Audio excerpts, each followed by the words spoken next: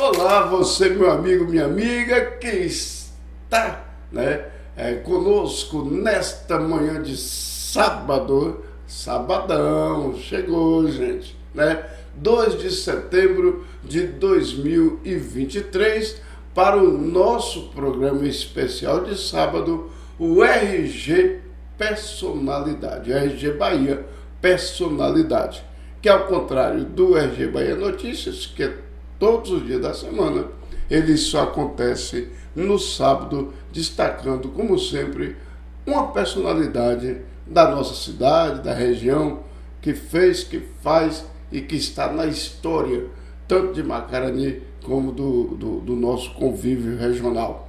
E hoje temos um especial com a doutora Débora, que esteve na última quarta-feira na Câmara de Vereadores, fazendo a palestra e fechando o agosto lilás sobre o combate à violência doméstica contra as mulheres, uma atividade que ela, como delegada e mulher, exerce há muito tempo em Tapetinga, em 2016, e lutou para que fosse instalado um núcleo especializado de atenção à mulher vítima de violência doméstica.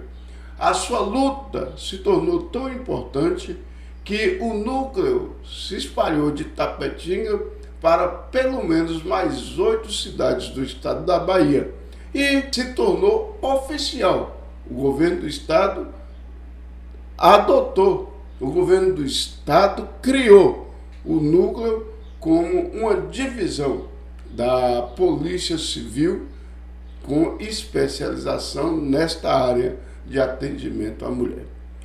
E quem leu, quem acompanhou o site Revista Geral Bahia na última quinta-feira, teve lá um gostinho do quão importante foi a palestra da doutora Débora Rodrigues. E como houve muitos pedidos para que a gente colocasse mais trechos da palestra, e aí então nós decidimos fazer hoje um programa especial para vocês com um resumo da palestra da doutora Débora. E a partir de agora vocês vão assistir o que de melhor aconteceu na Câmara de Vereadores nesse especial do RG Bahia Personalidade. E agradecer a oportunidade de estar em Macarani pela primeira vez para falar sobre esse assunto. Eu já tentei vir aqui algumas vezes, já fui convidada, é uma cidade muito receptiva, mas é a primeira vez que eu tenho a oportunidade realmente de estar em Macarani, e estou muito feliz por isso. Queria cumprimentar também os colegas, na pessoa do nosso chefe, do coordenador regional, doutor Ney Brito, uma pessoa que veio somar recentemente aqui à coordenadoria, que está fazendo um excelente trabalho, e apresentar a minha equipe. Para quem não conhece, é Edna, que é nossa assistente social. Vânia, escrivã do NEAM, de Tapetinga. Sara, que é a nossa assistente administrativa. Bruna, assessoria de comunicação da coordenadoria. E Gilton, nosso chefe de SI. Mas é um mês muito importante, é uma comemoração ao aniversário dessa lei, que é uma lei extremamente relevante, que foi criada exatamente para proteger mulheres. Eu vejo que aqui a gente tem uma plateia muito feminina, eu gosto, mas vou falar mais em nome das meninas, pedir desculpa para os rapazes. Vou falar mais em nome das meninas, porque eu acho que a palavra é mais realmente para o público feminino. Passa para mim, por favor. Eu só me apresentando de novo, meu nome é Débora, eu trabalho no NEAM, em Tapetinga. Estou em Tapetinga desde 2016, a gente inaugurou, eu e esse Ser de Luz, em 2017 a gente começou a fazer esse trabalho de forma bem rudimentar, a gente criou o núcleo, estruturou o núcleo e hoje, graças a esse trabalho, o projeto foi estendido para outras cidades do estado da Bahia. Hoje, acho que, salvo engano, são 8 núcleos na Bahia, agora regulamentado, institucionalizado, que é o Núcleo de Assistência às Mulheres Vítimas de Violência, em cidades que não tem DEAN, a gente estrutura um núcleo. Em Tapetinga está funcionando de forma regulamentada desde o ano passado. Essa lei ela foi criada por conta de uma situação específica, não uma situação que levou à criação da lei, que foi a situação de violência vivida por Maria da Penha.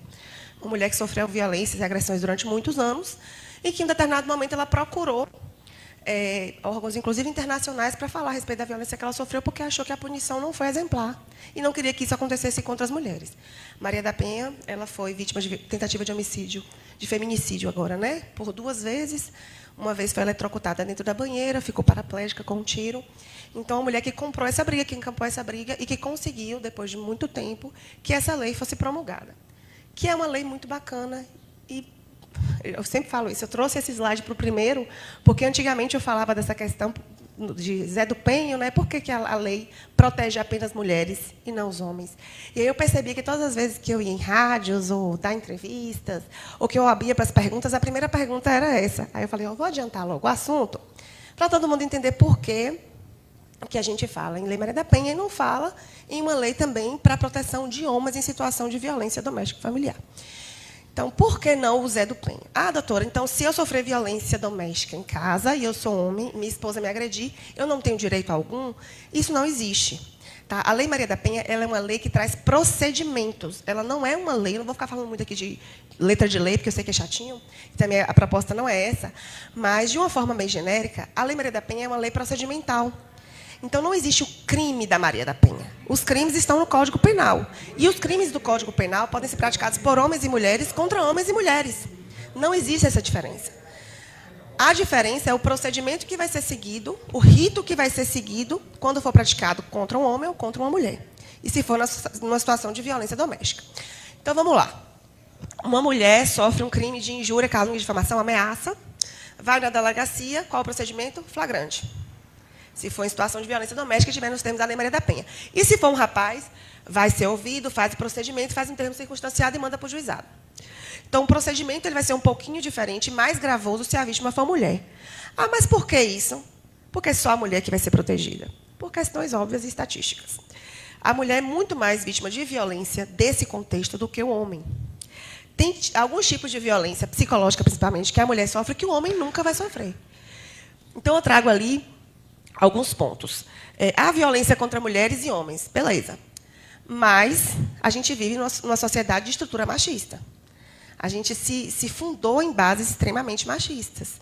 Então, alguns comportamentos vão ser mais comuns partindo de homens contra mulheres. Ponto.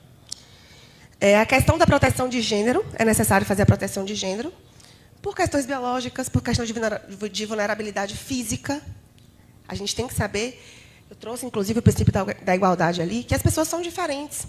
Então, não dá para tratar todo mundo igual, porque tem pessoas que são diferentes. Então, tratar todo mundo igual não é princípio da igualdade. Então, tem a questão da vulnerabilidade, e aí eu trouxe o conceito que a gente trabalha no curso de Direito, né, do princípio da igualdade, que é tratar desigualmente os desiguais na medida da sua desigualdade. Então, se a mulher tem uma vulnerabilidade maior, a lei tem que pegar essa parcela e trabalhar de forma diferente. E isso não fere o princípio da igualdade. Isso atende ao princípio da igualdade. Eu fiquei sabendo que aqui tem pessoas que representam vários setores da sociedade civil. E que são pessoas que vão transmitir essa mensagem. Eu acho isso extremamente importante e relevante, porque alguns mitos com relação à Lei Maria da Penha, que eu vou trabalhar aqui, a gente precisa trabalhar dentro da sociedade. E tirar alguns preconceitos com relação à questão da violência contra a mulher, porque, muitas vezes, a vítima de violência ela vai sofrer uma revitimização por parte da rede. Então, eu tenho aqui pessoas do social, vou ter pessoas da educação, da saúde, pessoas que vão trabalhar com essas vítimas de violência de forma cotidiana.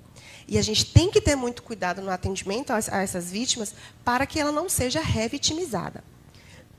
Então, vamos lá. Por que falar da violência contra a mulher se o homem também pode passar por situação de agressão? Simples. Apesar de alguns homens também serem agredidos, dificilmente eles vão enfrentar o mesmo ciclo que a mulher. De que ciclo eu estou falando?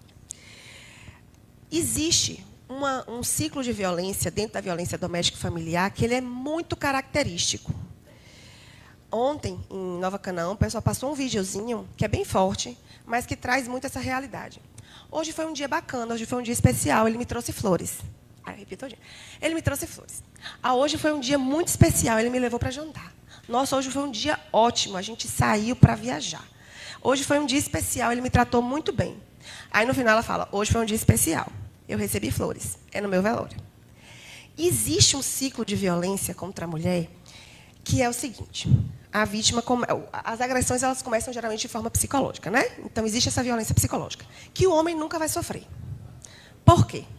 A violência psicológica geralmente é no seguinte sentido: você já teve outro relacionamento, você não é mais virgem. Então eu estou ficando com você aqui sabendo disso, sabendo que você é uma pessoa que já está gasta, que já está usada, que ninguém mais vai querer. Você já foi casada, você tem filhos. Você acha que mais alguém vai querer ficar com você? Você tem certeza de que você não quer ficar comigo o resto da vida, porque você não vai arrumar mais ninguém. Esse tipo de violência o homem sofre? Não. O homem vai ter... O homem que tem vários relacionamentos e que tem vários filhos, às vezes 5 filhos, com 5 esposas diferentes, esse é o garanhão. Caramba, fulano, você tem que ver, teve 5 mulheres, com cada mulher tem um filho. Pensa num partido maravilhoso. E tem mais, viu? Todo final de semana ele pega um filho e leva para passear. Pensa num pai incrível. A mulher, para ser considerada minimamente mediana, ela vai ter que fazer 50 vezes mais do que esse rapaz. Então, essa violência é uma violência aplicada contra mulheres. E aí que eu falo da questão do machismo. Isso é estrutural. Não é culpa das senhoras, não é culpa dos senhores. É fruto de uma cultura. A gente não consegue desvincular o que acontece hoje do que a gente viveu nos últimos 50, 100, 1000 anos. Não dá para desvincular. Tudo é fruto de uma construção histórica. Eu falo que sempre que eu falo em feminismo hoje, nas minhas palestras, eu vejo o povo torcendo o nariz. Feminismo foi o que possibilitou que eu estivesse aqui agora. Porque quando eu entrei na faculdade, eu não sabia nem que era possível ser delegada de polícia. Eu fiz um concurso no finalzinho da faculdade, depois que teve uma novela, que uma delegada era mulher, e que aí todo mundo começou a... Dona Elô, todo mundo começou a achar bonito, que tinha uma mulher que era delegada, aquele negócio. Falei, porra, bacana, vou fazer esse concurso, deve ser legal. Mas, no começo da faculdade, só se falava Ministério Público Judiciário, Defensoria Pública para mulheres. Então, não era um espaço feminino. Eu não sei se os senhores sabem, mas a AMAN, o curso de formação de oficiais do Exército, começou a aceitar mulheres, acho que 10 anos para cá. Então, eu tenho amigas que estudaram na escola militar, em Salvador, fizeram toda a formação no colégio militar, mas não podiam, terminada a escola militar, ascender para oficial do Exército. Porque, para mulheres, aquele espaço não era admitido. Então, você imagina um negócio que é de 10 anos para cá, um concurso que começou a ser vislumbrado por mulheres, não façam conta, não, também de uns 10 anos para cá.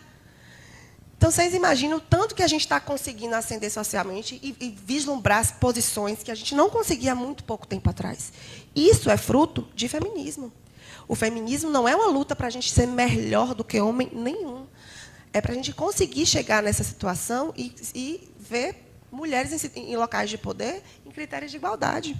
E ainda está muito longe de a gente conquistar isso. Então, aí eu falo para as meninas, a gente tem que ter muito cuidado com esse discurso, porque, às vezes, a gente invalida aquilo que nos possibilitou estar aqui. E falar mal do feminismo. A gente pode falar mal do feminismo hoje porque a gente tem acesso à informação, a gente pode estudar, pode usar calça, pode ir para a faculdade. Então, até para invalidar o feminismo, a gente precisou do feminismo, né? Então, assim, esse ciclo de violência que os homens enfrentam, que as mulheres enfrentam, os homens nunca vão enfrentar. Então, ele começa assim, geralmente, essa violência psicológica, aí chega numa violência física, um empurrão, um puxão de cabelo, e aí vem as flores, que a gente chama da fase da lua de mel. E esse ciclo se repete. E ele se repete, ele se repete, ele se repete 1 milhão de vezes. E aí, sempre tem a segunda perguntinha. Doutora, mas quando a vítima vai na delegacia, faz a ocorrência e depois ela se retrata, que a gente chama de retirar a queixa, você não fica com raiva dela, não? Não é atribuição minha ficar chateada com vítima, porque eu conheço o ciclo. E é por isso que eu estou aqui para passar informação para os senhores e senhoras. Não é função do Estado, não é função da rede julgar a mulher vítima de violência que procura a delegacia várias vezes. É o contrário. Se a gente perder acesso a essa vítima e essa vítima sofrer no futuro um feminicídio, a culpa foi nossa. Eu falo que em outros casos, em outros tipos de crime contra a vida, a gente não consegue evitar. Às vezes chega esse tipo de provocação, né, chefe? Não, você tem que baixar o homicídio. Como é que eu vou baixar um homicídio, um índice de homicídio, de briga de bar? Que a pessoa estava chateada, revoltada, pegou um trem, deu nele, matou. Esse tipo de crime a gente não consegue evitar. Mas o feminicídio, quando acontece, alguém errou. Dentro desse ciclo, dentro da rede, alguém errou. Ou a gente não passou a informação, a vítima não tinha conhecimento da gravidade do caso, ou ela procurou a rede, procurou a delegacia, procurou o Estado e foi revitimizada. Em algum momento, alguém olhou para ela e falou assim, você acha que eu não tenho o que fazer, não? Para a senhora ficar vindo aqui 50 vezes e depois dizer que não quer mais? Em algum momento, alguém perdeu acesso a essa vítima, e quando essa violência se agravou, porque da segunda vez não é mais um empurrão, da terceira vez não é mais uma facada. Essa violência, a tendência é ela se agravar, e se em algum momento eu perder o acesso a essa vítima, eu perder o contato, eu perder o cuidado com essa vítima, ela vai sofrer o feminicídio ao final, infelizmente, e por conta de erro de alguém da rede. Em Itapetinga, a gente não tem caso clássico de feminicídio. Há muitos anos. A gente teve um feminicídio no último ano, mas não foi de um caso clássico, de repetição. Foi um caso de feminicídio que a gente colocou como feminicídio porque foi um caso que o autor tentou ter contato sexual com a vítima, não conseguindo, né, ele matou a vítima. Só que não era uma pessoa que tinha relacionamento com essa vítima, relacionamento amoroso com essa vítima. Então, realmente, era um caso que eu não conseguia trabalhar na rede para evitar. Mas casos clássicos de feminicídio são evitáveis. Se acontecer, alguém errou. Então, a gente tem que ter essa consciência para não trabalhar a vítima dessa forma. Olhe, não volte aqui mais não, que eu tenho mais o que fazer. A senhora vai precisar de mim de novo, infelizmente. Eu torço a Deus para que ele melhore. Dessa vez ele vai melhorar. Quando está na lua de mel, né? Dessa vez ele vai melhorar, eu tenho certeza. Mas se ele não melhorar, meu amor, eu estou aqui. Você volta, conversa comigo. Me procure várias vezes. Porque, em algum momento, essa violência vai chegar num nível, um nível tão alarmante que a vítima vai me procurar e vai se manter ali. Porque ela vai saber do risco que ela está correndo. Porque eu já alertei, eu já falei para ela que ela tem que se tirar da situação de risco, eu já falei para ela que estar naquele local, para ela, é extremamente perigoso. Eu não perdi o acesso a essa vítima. Aí eu trouxe ali os tipos de violência, só para a gente entender. Então, tem o clássico, né, que é aquele que a gente vê na televisão o tempo todo, que é a violência física. Um olhinho roxo, um arranhão, um corte. Esse é o caso clássico, mas não é só esse tipo de violência que a gente trabalha na Lei Maria da Penha. A gente trabalha com 5 tipos, já se fala em mais 3 tipos, mas dentro da legislação a gente tem os 5. Que é a violência física, empurrão, tapa, olhinho roxo, etc. A violência moral, então você é puta, você é vagabunda, você não vale nada, você é cachorra, você não vai conseguir mais ninguém.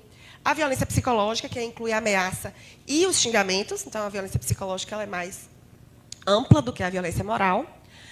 Tem a violência patrimonial, que muitas vezes a gente não consegue tipificar como crime. Quer dizer, é crime, mas tem escusa absolutória. O que seria isso? Esse palavrão. Dentro de um casamento, o direito entende que os bens são comuns. Então, uma televisão que foi adquirida dentro da constância de uma relação conjugal, o direito entende que a televisão é do casal. Então, se o rapazinho pega aquela televisão e joga no chão, violência patrimonial. Eu tenho uma violência, mas eu não consigo tipificar... Eu não consigo condenar esse autor ao final do procedimento pelo crime de dano, porque o direito entende que aquele bem é um bem comum do casal. Então, ele não pode causar um dano a um bem que é dele, né, e ser responsabilizado por isso. Mas, ainda assim, se essa vítima me procurar e disser que sofreu esse dano patrimonial, por exemplo, é muito comum, pegou meu celular, jogou no chão, quebrou, estava com raiva, com ciúme, pegou o celular, quebrou o celular todinho, era um iPhone não sei o quê, custou tanto, estou pagando as parcelas, é extremamente comum. Nesse caso, há violência, mas muitas vezes não há condição de punição do autor ao final. Mas a gente consegue uma medida protetiva. E isso foi uma coisa que eu discuti por muito tempo, inclusive com o judiciário, mas que agora virou lei. Eu acho que foi esse ano. Ou foi no início desse ano, no final do ano passado. Agora está na legislação. Se a vítima sofrer violência, mesmo que eu não consiga depois instaurar um inquérito policial, a gente pode pedir a medida protetiva. Eu vou falar mais especificamente da medida protetiva depois, que é um instrumento bem bacana. E a violência sexual, que eu sempre trago o exemplo de relação sexual forçada dentro da relação conjugal. Sou casada, tenho 5 filhos. Ah, doutora, mas aí eu tenho obrigação, né? Não. A única coisa que difere uma relação sexual saudável e bacana de um crime de estupro é o consentimento da vítima, em qualquer situação. Ah, doutora, mas ela é garota de programa. Não. Ah, doutora, mas a sainha dela estava muito curta. Não. Doutora, mas ela ia até o chão. Você precisa ver como é que ela fazia. Ela estava provocando aquele rapaz. Não. Se a vítima, se a pessoa, naquele momento, disse que não queria ter a relação, e a relação foi forçada, é casada, tem 5 filhos, não importa. A única coisa que difere é o consentimento da vítima. É ela dizer que quer ou não quer manter a relação sexual naquele momento. E aí, como eu falei, tem a última instância do ciclo da violência, que é o feminicídio. Os dados são extremamente alarmantes com relação ao feminicídio no Brasil. Como eu falei, graças a Deus, em Tapetinga, que é o lugar que eu trabalho hoje, a gente não tem casos aí nos últimos 5 anos, só esse caso que não é um caso clássico. Então, eu entendo que a gente está fazendo um bom trabalho. E a gente tem que ampliar isso para os outros lugares. Então, qual é a principal mensagem? Ter cuidado com a revitimização. Para que a vítima não se afaste da rede, não ache que porque procurou, se retratou, vai ser maltratada por alguma instância. E aí eu falo pessoal da guarda, eu falo pessoal da polícia militar, eu falo social, porque essa vítima procura social, psicólogo, assistente social. Todo mundo vai participar desse contexto. E se alguma coisa sair errado, está todo mundo responsabilizado. A gente precisa se empoderar das informações para também ser possível a responsabilização de quem de direito quando uma situação dessa foge do controle. Então, essa vítima, muitas vezes, vai falar assim, doutora, eu não quero que ele seja condenado, mas eu estou com medo. A gente consegue outras formas, o social consegue outras formas de proteção dessa vítima. Por quê? Mas não se fala aí nos jornais que, em caso de violência contra a mulher, mesmo que a vítima não queira, se tiver a denúncia, vocês têm a obrigação de investigar? Sim, isso é verdade. Em caso de violência física que deixa marca, eu não preciso que a vítima me peça para investigar. Eu preciso que a vítima me peça quando é xingamento, quando é ameaça. Nesses casos, eu preciso que a vítima queira a investigação. A gente fala de representação. A vítima tem que representar pela apuração do fato. No caso da lesão corporal, não. Crime sexual, também não. A gente chama ação de ação penal pública incondicionada, ou seja, não tem condicionamento nenhum com relação à vontade da vítima. Mas entendam tanto que isso é frágil, está na legislação, mas entendam tanto que isso é frágil. Se a vítima chegar para mim e falar assim, já aconteceu 1 milhão de vezes, doutora, mas não foi bem assim que aconteceu. Eu sei que minha vizinha ligou, eu realmente estava gritando, mas foi porque eu caí. Bati a cabeça na escada. O olho foi porque tinha uma maçaneta. Eu bati na maçaneta, o olho ficou roxo. Ele nunca me fez nada, doutora. Esse homem nunca me tocou a mão. Tinha ele e a esposa dentro de casa. Filho, às vezes, bebê. A gente não pode ouvir criança. Né? Em delegacia, ainda mais uma situação como essa. Porque também vitimiza a criança. Então, não tenho testemunha absolutamente nenhuma do fato, porque esse tipo de coisa acontece entre 4 paredes. Como é que eu vou conseguir outros critérios que eu preciso para uma punição? Indício de autoria, se a vítima não me diz o que está acontecendo. Então, por mais que eu saiba, e por mais que a ação seja incondicionada, em muitas situações, em quase todas elas, eu preciso da vítima. Eu preciso que a vítima me diga, me relate o que foi que aconteceu, pela questão probatória, para que eu tenha fundamentos para, no final, indiciar esse autor. Então, entenda o tanto que a gente tem que ter cuidado com essa vítima, de acolher, de aconselhar, de orientar, para que ela entenda a situação de risco que ela está envolvida. Então, mais uma vez, o feminicídio foi um erro de alguém. Um feminicídio de caso clássico foi um erro de alguém. E a gente tem que reavaliar todo o processo de cuidado, de atenção, de assistência a essa vítima, para saber onde foi que o erro aconteceu. Para que essa vítima passasse pela situação de violência várias vezes e, ao final, ainda sofresse o feminicídio. Eu trouxe aqui alguns comportamentos que podem se tornar agressivos. Eu trabalho, geralmente, esse slide quando eu estou com um público mais jovem, e eu gosto de trabalhar em escolas, pessoal de escola técnica, enfim, adolescentes, né? Eu costumo trabalhar com essa matéria. Por quê? Existem comportamentos que não são criminosos, mas que alertam. Esse relacionamento ele pode se tornar abusivo no futuro. Acenda um alerta, tenha cuidado, não seja tão permissiva. E aí eu trago ali o comportamento muito controlador, não vá na casa da sua família, não quero que você ande com fulano, não quero que você ande com ciclano, você está usando uma saia muito curta, seu batom está muito vermelho, etc.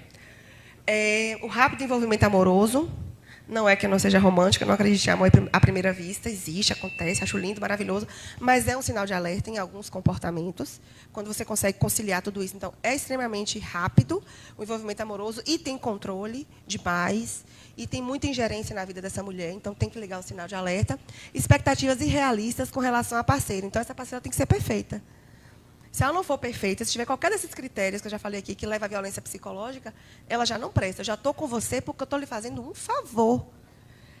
Porque imagina, né? Você já foi até casado, Estou fazendo o que aqui com você? Então, esse tipo de comportamento, geralmente, tende a ser agressivo no futuro. Mas não é crime ainda. Tá? A gente pode colocar ali como violência psicológica. Eu vou falar dele aqui, é um crime bem amplo, que surgiu em 2021. Um crime extremamente novo, que ainda está sendo muito questionado por ser amplo demais, né, que é o crime da violência psicológica. Mas, nesse momento aqui, eu entendo que é só um sinal de alerta mesmo. Pronto. E aqui, para mim, a parte que é mais importante, quando eu trabalho com pessoas que são núcleos de passar informação, que são pessoas que vão conseguir depois distribuir e repassar essa informação. Os principais mitos e preconceitos com relação à violência doméstica. Mito 1, violência conjugal afeta uma pequena porcentagem da população. Não. Afeta a gente para caramba. Afeta, infelizmente, uma grande porcentagem das relações entre homens e mulheres, relações heterossexuais. E, falando sobre isso, é possível também que a vítima de violência doméstica familiar, nos termos da Lei Maria da Penha, seja uma mulher trans. Tá? Então, quando eu falo de mulher heterossexual, mulheres heterossexuais, eu falei mulher cis na última palestra. Depois vieram 2 pessoas, o que é isso? Eu fiz, amor, provavelmente é todo mundo aqui, tá? É todo mundo mulher cis. É mulher heterossexual, né? Que se relaciona com homens. E também a mulher trans. Né? Então, isso aí também já está bem tranquilo na jurisprudência. Muitos dos casos a gente não tem acesso. Então, a gente chama de cifras invisíveis. Quando a vítima de violência sofre violência dentro do contexto familiar, essa violência ninguém fica sabendo, ou fica sabendo e esconde, né, da sociedade, esconde da polícia, ninguém faz uma denúncia anônima, isso não sai dali do seio familiar, a gente chama de cifra invisível. Então, não é que essa violência não seja comum, é que a gente não acessa toda ela. Essa informação completa não chega para a polícia e não chega para os órgãos do Estado. Mulheres vítimas de violência doméstica são masoquistas, gostam de apanhar e provocar o parceiro. Ninguém gosta de apanhar. A clássica frase, ele não sabe por que está batendo, mas ela sabe por que está apanhando, que a gente já ouviu demais. A culpa da mulher, que a mulher gosta de apanhar. Então, quando eu falo de vocês desse processo de revitimização, pô, mas você gosta, né? Também já é a terceira vez que você vem na delegacia, ele já te bateu da outra vez. Você chegou aqui toda moída e você voltou para ele? Esse questionamento não se faz, gente. O ciclo da violência contra a mulher, ele é assim que ele funciona. Essa vítima, sim, vai provavelmente passar por aquela situação diversas vezes. E o que é que mantém ela nessa relação? Não é gostar de apanhar, definitivamente. Pode ser questão financeira, pode ser questão de filho, pode ser essa visão da sociedade que a mulher que se divorciou, em cidade pequena isso é muito comum, ela não pode mais participar dos meios sociais, porque uma mulher divorciada ela é praticamente excomungada de igreja, inclusive né? Igreja católica acho que não aceita ainda. Em alguns casos, não aceita ainda o divórcio, de forma geral. Então, a mulher, às vezes, tem esse conceito anterior de que ela não pode sair daquela relação, porque o que Deus uniu, o homem não separa, eu vou ficar ali para sempre. Então, pode ser uma questão também religiosa, familiar e sentimental. Porque, quando chega na fase da lua de mel, a mulher acredita que aquele rapaz vai mudar. E ela gosta dele. Tem sentimento envolvido. Então, muitas vezes, o que mantém a mulher nessa relação perigosa é o sentimento. Independente de qual for o motivo, a gente nunca vai julgar essa mulher e nem dizer que ela gosta de apanhar. E o homem que bate muito é louco. O que estuprou uma criança é louco. O que estuprou aquela menina lá em Belo Horizonte, levou para um terreno baldio e depois devolveu, era doido. Não. São pessoas comuns. Não são pessoas psiquiátricas. Não são pessoas que, ao final, vão ser condenadas e vão passar por uma medida de segurança. Né? Porque as pessoas que têm problema psiquiátrico também são condenadas. Tá? Esse negócio de doido não vai nem preso, é conversa. Vai sim. E, inclusive, não tem prazo. Uma pessoa que é psiquiátrica realmente e que comete um crime, se for preso, pode, inclusive, ficar o resto da vida no hospital psiquiátrico. Coisa que, para o comum, não é possível. Né? A pena máxima são 20 anos, pela nossa legislação atual. Mas eu nunca tive. Eu tenho 7 anos na polícia. Eu tive caso de estupro de vulnerável ontem. Tive um caso de estupro já hoje. Tive um caso de estupro de vulnerável semana passada. A gente fez uma prisão semana passada, semana retrasada, de estupro de vulnerável. É extremamente comum. Nenhum dos autores era louco. Nunca tive um caso de autor que fosse psiquiátrico. Era, na verdade, um pensamento de que, um sentimento, uma ideia social de que o corpo da mulher é acessível. De que o corpo, inclusive, da criança, menininha, é acessível. Que pode tocar, que pode violar, que não tem problema nenhum. Isso é fruto também dessa cultura machista, patriarcal, que vê o corpo da mulher como sendo disponível. A violência conjugal só acontece com pessoas de baixa renda e pouca instrução? Também não. Pessoas de classe média alta, pessoas estudadas. Não é que a educação não seja boa, a educação é muito bacana, fazer isso aqui é muito bacana, a conscientização é muito bacana, mas uma pessoa que é agressiva, que é violenta, não vai deixar de ser porque fez pós-doutorado. Porque foi para não sei quantas faculdades, porque foi para Harvard. Não vai acontecer. Geralmente, essa pessoa vai, apesar do estudo, apesar do conhecimento, vai ser uma pessoa agressiva. Então, muitas vezes, as cifras invisíveis nas classes A e B são mais comuns porque tem outras coisas envolvidas, né? É o patrimônio, é o nome da família. Meu Deus, o que vão achar da minha família? Como é que as pessoas vão ver isso na sociedade? A pessoa é fulano de tal, que tem tal posição social. Então, muitas vezes, a gente não acessa tanto esses dados. Enquanto as outras classes sociais têm mais acesso à rede, principalmente. CRAS, CREAS, esse envolvimento social das outras classes motiva que as mulheres procurem a gente e também que outras partes, outros equipamentos da rede tenham acesso à informação e tragam para a gente. Então, a gente acaba acessando mais. Mas, em todas as classes sociais, esse tipo de violência é comum, porque é estrutural. O álcool é a maior causa de violência, não é causa. O álcool é estopim da violência, então, a gente tem dados maiores em finais de semana, sextas-feiras à noite, geralmente quando o pessoal bebe. Então, é uma motivação para o autor, é uma forma dele ter mais vontade, ter mais coragem, não sei, de praticar o crime, mas uma relação extremamente saudável, 12 por 8 ali o tempo inteiro, não vai se tornar uma relação agressiva porque o rapaz bebeu. O doutor, ele era perfeito. Falou, a vida inteira nunca me fez nada. Um dia bebeu e tentou me matar. Não, já era uma relação agressiva e, no momento do álcool, acabou agravando a violência. É o mais comum. Mas não que o álcool seja a motivação para o crime acontecer. Isso eu acho que a mídia já massificou bastante, né? Que em brigas de marido e mulher ninguém mete a colher. A gente sabe da necessidade de fazer, que o último slide é o númerozinho que a gente liga, da necessidade de fazer a notificação, por mais que eu tenha dificuldade de acessar a vítima, de falar com ela, se ela não quiser me dizer o que aconteceu, é muito importante que a informação chegue para a gente poder acompanhar aquela situação e tentar conscientizar a vítima. Então, é muito importante que as informações cheguem aos aparelhos do Estado. E aí, nesse momento, eu chamo principalmente o social.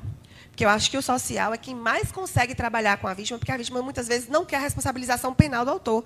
Ela quer conversar, ela quer aconselhar, ela quer uma passagem para ir para outra cidade, para ficar na casa de um parente, para poder sair da situação de violência. E é muito importante que a gente saiba, é lógico que eu quero a responsabilização do autor, eu quero que ele seja preso, que ele seja condenado. A nossa função é essa, né? A função da polícia, a nossa diretora sempre fala isso, a função da polícia é a produção de inquérito policial. É o meu instrumento de trabalho.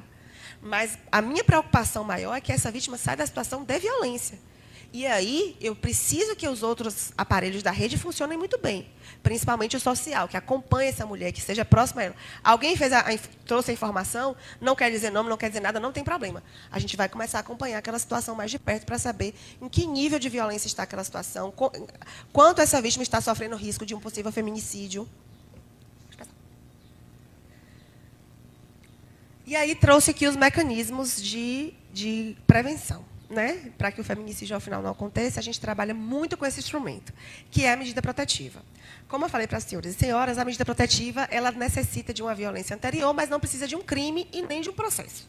Eu não preciso que a vítima continue com o procedimento ou não retire a queixa para que a medida protetiva seja decretada. Então, a medida protetiva ela é extremamente eficaz quando bem aplicada e bem fiscalizada, obviamente, mas, às vezes, a vítima não quer a condenação do rapaz, e beleza, o crime demanda representação e ela se retrata, retira a queixa, ainda assim a medida continua válida, porque a intenção da medida não é prejudicar o homem. Um homem que tem uma medida protetiva não tem absolutamente nada criminal contra ele. Às vezes, né? Às vezes, sim. O inquérito está rolando. Mas não é a medida protetiva que causa algum tipo de malefício para a vida social daquele homem, ou que vai gerar antecedente criminal, absolutamente nada. A única intenção da medida protetiva é resguardar a vida e a proteção da vítima. Ponto. Então, a vítima pode requerer e depois se retratar, pode requerer e eu não indiciar, pode requerer a medida protetiva e depois não querer mais a medida protetiva, mas a gente vai orientá-la no seguinte sentido. Você se colocar em situação de risco não é crime dele, se ele violar a medida protetiva, né? Mas você se colocar em situação de risco não é crime, mas entenda que, se você se colocar na situação de risco, é possível que a violência se agrave. E aí, o único crime que tem na Lei Maria da Penha é esse crime, pode passar, por favor, que é o crime do 24A. Então, não existe crime da Maria da Penha. Só existe um crime dentro da Lei Maria da Penha, que é uma lei de procedimento, que é esse crime do 24A, que é descumprir a medida protetiva. Então, o juiz defere uma medida protetiva, fala que o autor não pode se aproximar da vítima no limite X, não pode ligar para ela, entrar em contato com ela por nenhum meio de comunicação, e também não pode ir na casa de algum familiar dela. E aí o rapazinho vai e descumpre. Não falou nada com a vítima, não ameaçou, não injuriou, não caluniou, não fez nada. Ele simplesmente se aproximou da casa dela. Ou mandou um WhatsApp, mandou um oi no Zap. Ou mandou um coraçãozinho no Instagram. Qualquer comportamento desse é uma violação a esse dispositivo, a pena de até 2 anos, e não cabe fiança na delegacia. Apesar da pena ser relativamente baixa, se o autor for preso por descumprir a medida protetiva, ele não vai para casa naquele dia. Vai passar por audiência de custódia, etc. Porque não é possível arbitramento de fiança na esfera policial. E mais, se a vítima da violência anterior, que pediu a medida protetiva, chegar na delegacia e disser que não quer que ele fique preso, ainda assim ele fica preso. Porque, nesse caso, a vítima não é a vítima de violência. A vítima é o Estado, na figura do juiz que deferiu a medida. É um tipo de descumprimento de decisão judicial. É um crime de desobediência especial. Então, desobedecer a decisão judicial, mesmo que a vítima da violência anterior não queira que o rapaz responda preso, não queira que ele fique preso, diga que não tem problema nenhum ele ligar para ela, ainda assim, se a polícia tomar conhecimento, esse autor pode ser responsabilizado e não vai caber à vítima se retratar. Porque a vítima, na verdade, não é ela, é o Estado. O Código Penal, como eu falei para os senhores e senhoras, tem alguns dispositivos que servem para homens e mulheres. Aqui, a vítima pode ser mulher, pode ser homem, o autor pode ser mulher e pode ser homem. Mas vocês vão entender, quando eu ler, que realmente quem procura a polícia por conta desse tipo de violação aqui são mulheres, por questões óbvias. O 147A. Perseguir alguém reiteradamente por qualquer meio, ameaçando a integridade física ou psicológica, restringindo-lhe a capacidade de locomoção, ou de qualquer forma invadindo ou perturbando a sua esfera de liberdade ou privacidade. É o crime de stalking, está na modinha agora. O rapaz compra 50 chips. Aí fala com a moça nos 50 chips. Ela bloqueia os 50. Aí ele começa a fazer fake no Instagram e adicionar ela no fake do Instagram para poder acessar as redes sociais dela. Aí pega o carro, passa... Pode ser um comportamento desse, tá? Não precisa somar todos, não. Pega o carro, passa em frente à casa dela 50 vezes. Vai na frente do trabalho dela, vai na escola que ela estuda, vai no lugar onde ela faz curso. Todo esse comportamento, mesmo que não haja mais absolutamente nada, não xingou, não ameaçou, não tentou me matar, não, mas teve esse comportamento reiterado de perseguição, entra nesse dispositivo aqui. Aqui a vítima pode ser homem. E aqui eu não vou dizer para vocês que não acontece, não. Tá? Pode ser que o autor não procure a gente. A vítima, homem, não procure a gente para poder denunciar esse tipo de crime, porque ele pode não se sentir em situação de risco. Não é comum que o homem se sinta em situação de risco por conta da perseguição da mulher. Mas o homem pode ser vítima. Beleza. 147B. Causar dano emocional à mulher, aí aqui fala da mulher, né? Então, é um crime realmente que é específico para mulheres, que prejudique ou perturbe seu pleno desenvolvimento ou que vise a degradar ou controlar suas ações, comportamentos, crenças, decisões, mediante ameaça, constrangimento, humilhação, manipulação, isolamento, chantagem, ridicularização, limitação do direito de ir e vir a qualquer meio e prejuízo à sua saúde psicológica e autodeterminação, ou seja, tudo. Me chamou de feia, injúria é esse. Me ameaçou, ameaça é esse. Não me deixa usar roupa de tal jeito, autodeterminação, é esse. Tenta me humilhar na frente das pessoas, entra nesse. Então, aqui é a violência psicológica, então ele é muito amplo, é um crime extremamente amplo, e por isso tem algumas discussões aí na jurisprudência, mas está sendo aplicado, a gente aplica e tem condenação também. Mas aqui é para mulheres. E esse último, que é um pouquinho... Os dois primeiros são de 2021. Esse último é de 2018, mas muita gente não conhece. E um bocadinho está praticando sem saber. E a pena é altíssima. Oferecer, trocar, disponibilizar, transmitir, vender ou expor à venda, distribuir, publicar, divulgar, por qualquer meio, inclusive por meio de comunicação de massa, ou sistema de informática, WhatsApp, grupo do Zap. Ou telemática, fotografia, vídeo, ou outro registro audiovisual. Então, fotografia, vídeo, ou qualquer registro audiovisual de estupro, beleza, né? Ficar divulgando sexo. É uma coisa que dá para a gente inferir, né? Divulgar a cena de estupro, bacana. Estupro de vulnerável, beleza. E aí vem o pulo do gato. Ou, sem o consentimento da vítima, cena de sexo, nudez ou pornografia. Vejam todos os verbos que tem no tipo penal. Não está falando ali que é quem produziu a imagem, não. Vender, oferecer, trocar, disponibilizar, transmitir, publicar, distribuir, divulgar. Você nem conhece a pessoa.